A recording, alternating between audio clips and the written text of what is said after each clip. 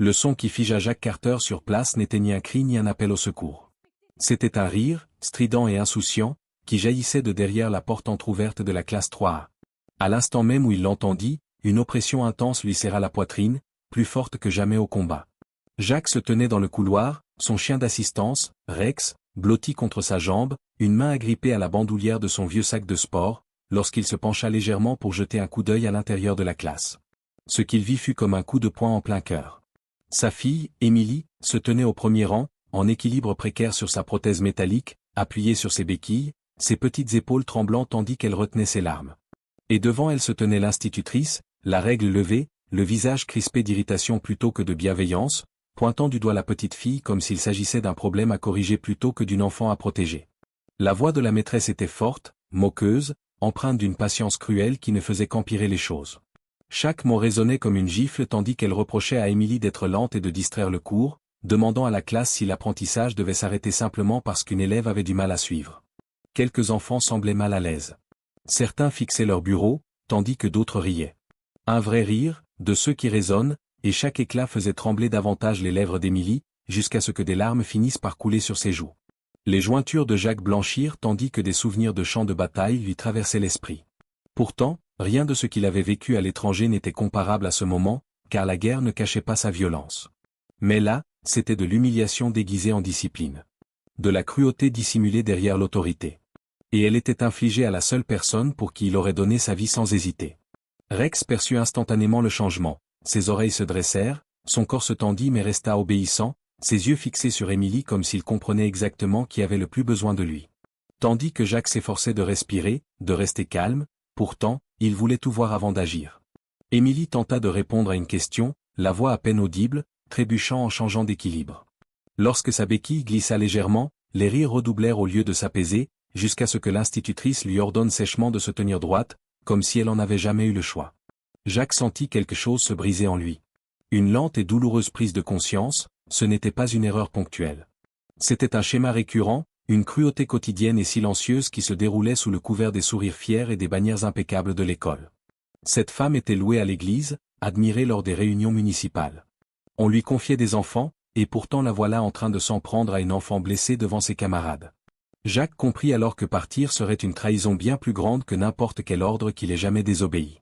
Il s'approcha de la porte, le cœur battant, pas encore prêt à se dévoiler, car un soldat apprend à observer avant d'agir, et un père apprend quand il est temps de cesser de regarder et de commencer à protéger. Alors que les rayons du soleil matinal inondaient doucement le couloir, Jacques Carter fit une promesse silencieuse à sa fille. Une promesse que tout allait bientôt changer dans cette classe. Jacques Carter poussa la porte en grand, et le clic discret de la poignée résonna plus fort qu'un coup de feu dans le silence soudain qui suivit, car chaque rire s'éteignit et toutes les têtes se tournèrent d'un coup. L'institutrice se tut, sa règle figée dans les airs, tandis que Jacques entrait. Rex se déplaçait à ses côtés, immobile et imposant, une présence qui n'avait pas besoin de mots pour annoncer le danger. Jacques ne haussa pas la voix, ne se précipita pas et n'afficha pas la colère qu'on attend généralement de lui, car le calme le plus dangereux qu'il ait jamais appris était celui qui précède la justice. Il se dirigea droit vers Émilie, s'agenouilla malgré la douleur à son genou blessé et essuya doucement ses larmes du pouce, lui disant qu'elle était courageuse, qu'elle était forte et qu'elle n'avait rien fait de mal. Émilie eut un hoquet de surprise en s'accrochant à sa veste. L'odeur familière du cuir et l'air froid l'apaisaient, et Rex se laissa tomber près d'elle, pressant son corps chaud contre sa jambe comme pour lui rappeler qu'elle n'était pas seule. Jacques se releva lentement et finit par faire face à l'institutrice, le regard fixe, la voix claire mais empreinte d'une gravité bien plus profonde que la colère. Il lui demanda de répéter exactement ce qu'elle venait de dire à sa fille, non pas comme une menace, mais comme une demande empreinte de responsabilité. Et lorsqu'elle balbutia, soudain incertaine, Jacques hocha la tête comme si cette réponse lui disait tout. Il parla de dignité, de la façon dont la véritable force se mesure à la manière dont nous traitons ceux qui portent déjà un fardeau bien plus lourd que celui de la plupart des adultes. Et il lui rappela que l'autorité sans compassion n'est que cruauté déguisée. Le silence régnait dans la classe. Pas un grincement de chaise, pas un murmure, tandis que Jacques se tournait vers les élèves et leur disait qu'il est facile de rire de la souffrance d'autrui, mais que c'est en se battant pour les autres que l'on devient ce que l'on est. Et ces mots résonnèrent plus profondément que n'importe quelle punition.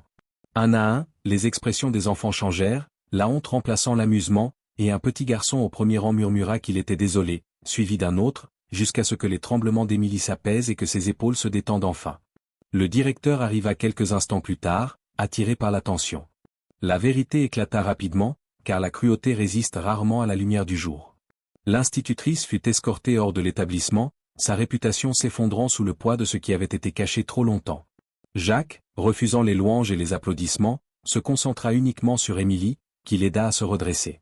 Dehors, le soleil semblait plus chaud, l'air plus léger, et Émilie sourit pour la première fois de la journée tandis que Rex remuait la queue, fier et serein.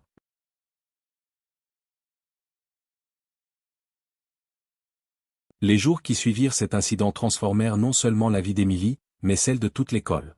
Une nouvelle institutrice arriva, Madame Peterson, une femme au regard doux et à la voix patiente qui avait elle-même élevé un fils en fauteuil roulant. Elle comprenait les défis invisibles, les batailles silencieuses que menaient certains enfants chaque jour. Émilie commença à s'épanouir. Les béquilles qui semblaient autrefois être une source de honte devinrent simplement une partie d'elle-même. Les autres enfants, marqués par les paroles de Jacques ce jour-là, changèrent également. Le petit garçon qui s'était excusé en premier, Thomas, devint le meilleur ami d'Émilie. Il l'attendait chaque matin à l'entrée de l'école, portait ses livres quand elle en avait besoin, et riait avec elle plutôt que d'elle. Mais ce n'était pas seulement à l'école que les choses changeaient. À la maison, Jacques et Émilie développèrent un rituel. Chaque soir, après le dîner, ils s'asseyaient sur le porche avec Rex entre eux, et Émilie racontait sa journée. Les bons moments, les difficiles aussi.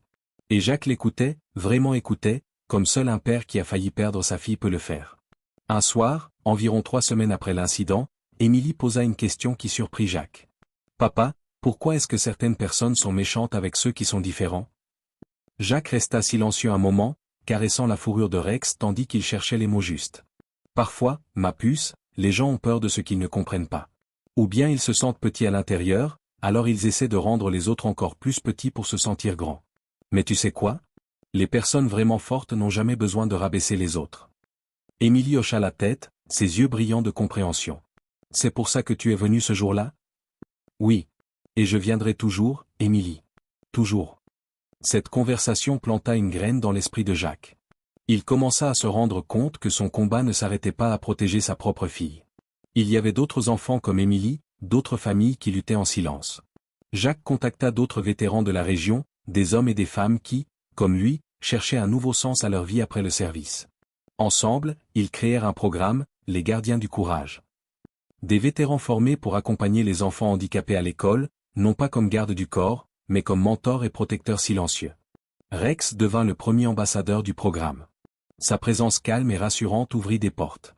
D'autres chiens d'assistance rejoignirent l'initiative. Bientôt, une douzaine d'écoles du comté accueillirent le programme. Émilie, pour sa part, trouva sa propre voix.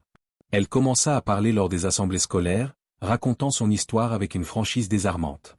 Elle parlait de la douleur, oui, mais aussi de la résilience. De la différence entre la pitié et la compassion. De la force qu'il faut pour simplement se lever chaque matin et affronter un monde pas toujours prêt à nous accueillir. Tout semblait aller pour le mieux jusqu'à ce jour de novembre où Émilie rentra de l'école plus silencieuse que d'habitude. Jacques le remarqua immédiatement. Elle ne plaisanta pas avec Rex, ne raconta pas sa journée. Elle monta directement dans sa chambre. Jacques attendit 1 heure avant de frapper doucement à sa porte. Il la trouva assise sur son lit, serrant contre elle son vieil ours en peluche. « Qu'est-ce qui s'est passé, ma puce ?» Émilie hésita, puis les mots jaillirent comme un torrent. Une nouvelle élève était arrivée dans sa classe. Une fille nommée Sarah qui, elle aussi, portait une prothèse. Mais contrairement à Émilie, Sarah était amère, agressive. Elle avait repoussé tous ceux qui avaient essayé de lui tendre la main, y compris Émilie.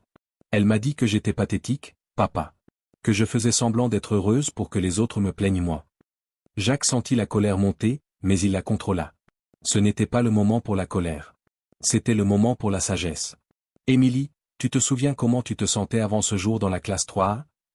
J'étais triste. Et en colère. Exactement. Sarah est peut-être encore à cet endroit où tu étais. Parfois, les gens qui souffrent le plus font tout pour repousser ceux qui essaient de les aider, parce qu'ils ont peur d'être blessés encore plus. Émilie réfléchit à ces paroles. Tu crois que je devrais essayer encore ? Je crois que tu es assez forte pour faire ce qui te semble juste. Mais souviens-toi, tu ne peux pas sauver quelqu'un qui ne veut pas être sauvé. Tout ce que tu peux faire, c'est tendre la main. C'est à elle de la prendre. Les semaines passèrent. Émilie n'abandonna pas Sarah, mais elle ne la força pas non plus. Elle était simplement là, présente, offrant un sourire, une place à sa table à la cantine, un « bonjour » chaque matin. Puis vint le jour où Sarah trébucha dans l'escalier de l'école. Sa prothèse s'était détachée, et elle était là, au milieu du couloir, exposé et vulnérable. Les autres élèves s'étaient arrêtés, certains par curiosité, d'autres par gêne. Émilie fut la première à agir. Sans un mot, elle s'assit à côté de Sarah, ôta sa propre prothèse et la posa sur le sol entre elles. « Tu vois? On est pareil, toi et moi. Et ça va aller ?»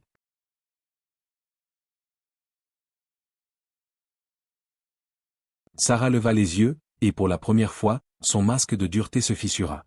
Des larmes coulèrent sur ses joues, et Émilie lui tendit la main. Ce soir-là, quand Émilie raconta l'histoire à Jacques, il sentit ses propres yeux s'embuer. Sa petite fille, celle qu'il avait protégée, était devenue une protectrice elle-même. Un an après l'incident de la classe 3A, l'école organisa une cérémonie spéciale. Le programme, Les Gardiens du Courage, avait touché des centaines d'enfants. Les taux d'intimidation avaient chuté de manière spectaculaire.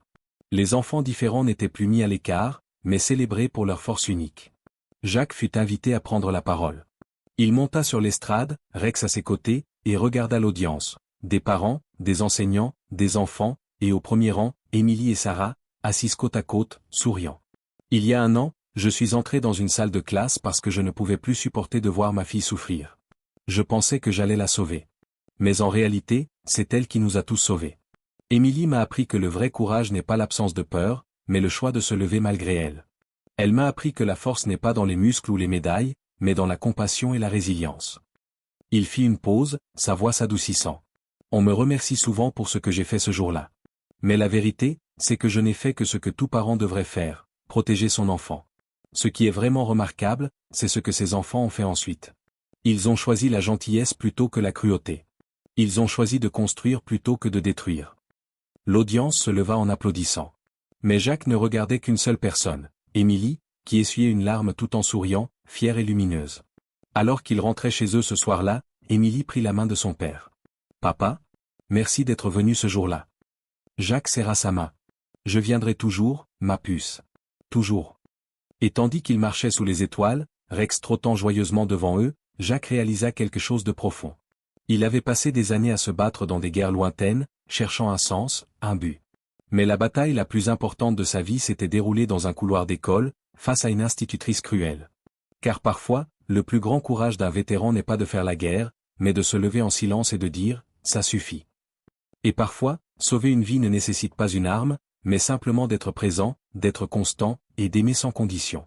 Les combats existeraient toujours. Mais Jacques avait trouvé le sien. Et il savait, au plus profond de son cœur, qu'il était exactement là où il devait être.